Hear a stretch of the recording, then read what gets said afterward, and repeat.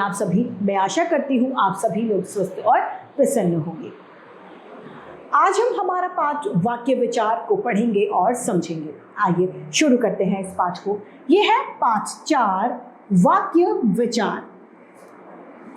जिस तरीके से वर्णों के समूह से शब्द बनते हैं, उसी तरीके से शब्दों के सार्थक समूह से वाक्य भी बनते हैं। यहाँ पर कुछ चित्र दिए गए हैं, आइए इन्हें समझते हैं।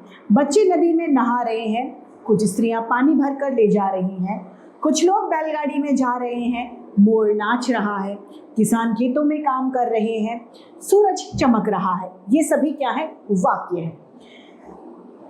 यदि हम इन शब्द समूह को शब्दों का क्रम बदल कर लिखें तो शब्दों का अर्थ गलत हो जाएगा, शब्दों का अर्थ समझ में नहीं आएगा।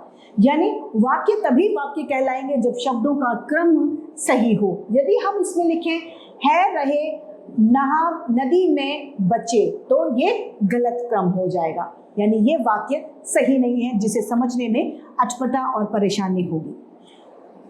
अतः शब्दों का सार्थक समूह अथवा मेल ही पूर्ण अर्थ को स्पष्ट करता है। शब्दों या शब्दों का सार्थक समूह या फिर मेल जिससे पूरी बात समझ में आ जाए, उसे ही वाक्य कहा जाता है। वाक्य के दो भाग होते हैं, पहला उद्देश्य और दूसरा विधेय। उद्देश्य वह है जिसके बारे में कुछ कहा जाता है, यानी कर्ता जो भी है वह उद्देश्य कहलाता है।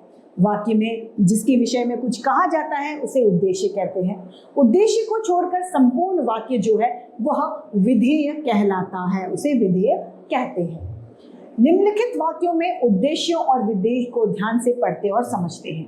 उद्देश्य है सूर्य, विधेय है सूर्य पूर्व दिशा में उगता है। पूरा वाक्य क्या है? सूर्य पूर्व दिशा में उगता है। इसमें से सूर्य हो गया उद्देश्य और पूर्व दिशा में उगता है हो गया विधेय। राम के पिता दशरथ अयोध्या के राजा थे। उद्देश्य क्या हो गया? राम के पिता दशरथ अयोध्या के राजा थे, विधेय हो गया। प्रत्येक वाक्य में उद्देश्य का होना आवश्यक नहीं होता। एक शब्द वाले तथा आज्ञार्थक वाक्यों में प्राय उद्देश्य छिपा रहता है, केवल विधेय ही प्रस्तुत किया जाता है। जैसे बैठो, इसमें उद्देश्य तुम है। आइए, इसमें उद्देश्य आप हैं। चुपचाप बैठकर अपना काम पूरा करो, इसमें उद्देश्य तुम हो। कभी समय निकालकर हमारे घर में भी आइए, इसमें उद्देश्य आप हैं जो कि छुपा हुआ है।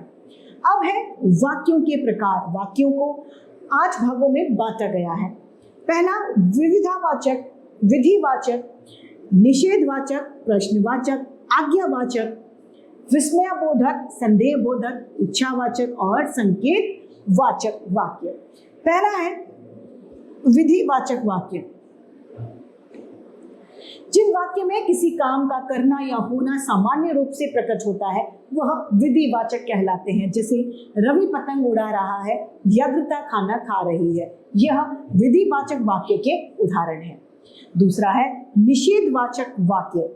जिन वाक्यों में किसी की इच्छा न होने या फिर कार्य के न होने का प्रकट होता है, बोध कराता है, उसे निषेधवाचक कहते हैं।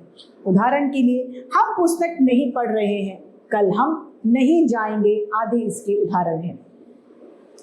वे वाक्य निषेधवाचक होते हैं जिसके काम के न करने की उम्मीद होती है। प्रश्नवाचक वाक्य। प्रश्नवाचक वाक्य वे वाक्य होते हैं जिसमें प्रश्न पूछे जाते हैं, वे वाक्य प्रश्नवाचक वाक्य कहलाते हैं। जैसे तुम क्या कर रहे हो, तुम कहाँ जाओगे, आदि प्रश्नवाचक वाक्य के उदाहरण हैं। आज्ञावाचक वाक्य। जिस वाक्य में आज्ञा, प्रार्थना या परामर्श का बोध होता है वे आज्ञावाचक वाक्य कहलाते हैं। जैसे पहले बैठ जाओ और खाना खत्म करो, कृपया करके मेरी सहायता कीजिए, ये आज्ञावाचक वाक्य के उदाहरण हैं। निषेधवाचक वाक्य में नहीं, ना, मत आदि निषेध सूचक शब्दों का प्रयोग किया जाता है। 5वां है विस्मयबोधक वाक्य। जिस वाक्य में हर्ष, शोक, आश्चर्य, घृणा, नफरत आदि का बोध होता है वे विस्मयबोधक वाक्य कहलाते हैं। जैसे कि अरे यह क्या हो गया, वाह कमाल हो गया, वाह वर्षा कितनी सुंदर लग रही है, ये सभी विस्मयबोधक शब्दों के उदाहरण है जिसमें मन के भावों को प्रकट किया जाता है। अगला है संदेहवाचक वाक्य। जिन वाक्यों में कार्य के होने के विषय में संदेह यानी संशय प्रकट होता है वे संदेहवाचक वाक्य कहलाते हैं। जैसे शायद वह सो गई होगी, कल तो वह शायद पहुंच ही गया था, यह उसका उदाहरण है। उपयुक्त वाक्यों में यह प्रकट नहीं होता है कि क्रिया अवश्य हुई होगी, बल्कि कहने वाले के मन में कुछ दुविधा या फिर संशय है। अतः ये संदेहवाचक वाक्यों के उदाहरण हैं। सातवां है इच्छावाचक वाक्य। इच्छावाचक वाक्य वे वाक्य होते हैं जिस वाक्य में इच्छा या शुभकामना का बोध होता है, उसे इच्छावाचक वाक्य कहते हैं। जैसे काश तुम मेरे पास होते, ईश्वर आपका भला करे, ये सभी क्या है, इच्छावाचक वाक्य के उदाहरण हैं। आठवां है संकेतवाचक वाक्य। जिस वाक्य में किसी कार्य का होना किसी दूसरी बात पर निर्भर करता है वह संकेतवाचक कहलाते हैं। जैसे जैसा काम करोगे वैसा फल मिलेगा, यानी फल किस पर निर्भर करता है, हमारे काम पर। अतः ये कैसे हैं, संकेतवाचक वाक्य के उदाहरण हैं। तो इसी के साथ हमारा ये पाठ समाप्त होता है। मैं उम्मीद करती हूँ सभी को ये समझ में आया होगा। आज के लिए इतना ही, फिर मिलते हैं। धन्यवाद।